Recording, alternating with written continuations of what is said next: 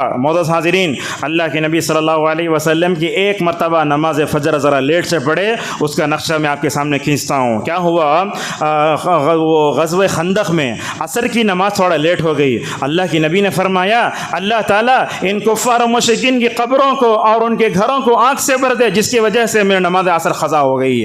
اور نماز فجر کیسے قضا ہوئی؟ حضرت ابو رضی اللہ عنہ کہتے ہیں خیبر سے واپسی کے موقع پر اللہ کے نبی صلی اللہ علیہ وسلم ایک مرتبہ جگہ پڑاؤ کیا ہوتا نا، یہاں سے دور گئے تو بیچ میں ڈرائیور کیا کرتا، 15 منٹ کے لیے ضرورتیں پوری کرنے روکتا۔ وہ زمانہ جانوروں کا زمانہ تھا۔ اللہ کے نبی صلی اللہ علیہ وسلم صحابہ کرام پورے گئے، ذرا تھک کر تھے، ایک جگہ پڑاؤ کیا آپ نے بلال کو بلا کر کہا بلال ذرا تمہیں ہماری حفاظت بھی کر لو، نماز فجر کے لیے بیدار بھی کر دو۔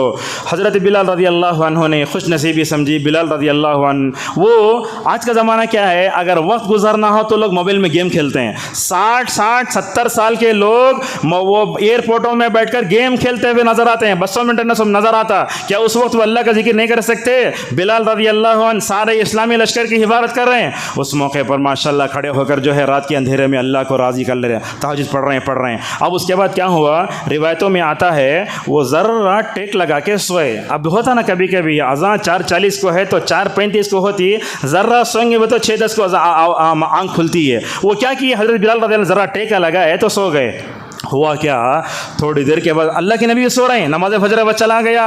اس کے بعد دھوپ کی گرمی نبی صلی اللہ علیہ وسلم پر پڑتی ہے، بلال پر پڑتی ہے۔ اللہ کے نبی صلی اللہ علیہ وسلم بیدار ہو کر کہتے ہیں بلال کیا کیا تم نے، نماز فجر قضا ہو گئی۔ اللہ اکبر، یہ نبی کے ساتھ بات کرنے کا انداز دیکھو کیسا ہے۔ اے بلال تم نے ہمیں بیدار کیوں نہیں کیا؟ اور چاہے تو بول سکتے تھے سو گا میں، ویسا نہیں بولے۔ دیکھو بات کرنے کا انداز دیکھو، ادب دیکھو نبی کا۔ کہنے لگے ابی و انت امی یا رسول اللہ، کہنے لگے یا رسول اللہ میرے ماں باپ آپ پر قربان جائیں، میرے ماں باپ آپ پر قربان جائیں۔ کہنے لگے بلال رضی اللہ عنہ یا رسول اللہ جس ذات نے آپ کو سلایا اسی ذات نے مجھے بھی سلایا ہے۔ اللہ اکبر۔ اس موقع پر کھڑے ہو کر اللہ کے نبی صلی اللہ علیہ وسلم نے اس موقع پر فرمایا اے صحابہ اکرام کی جماعت، یہ جو جگہ ہے یہ جگہ شیطان کی جگہ ہے، یہاں شیطان ہمارے اوپر غالب آیا ہے۔ یہ جگہ سے تھوڑا ہٹ کر اللہ کے نبی صلی اللہ علیہ وسلم آگے بڑھتے ہیں اور اس کے بعد بولتے ہیں بلال وضو کرو، اذان دو، نماز پڑھو۔ اللہ اکبر۔ حضرات صحابہ اکرام کا کیا ڈر تھا دیکھو۔ روایتوں میں آتا ہے اس وقت بعض صحابہ اکرام نے کہا یا رسول اللہ ہماری نماز چلے گئی نا، ہمیں کیا کرنا؟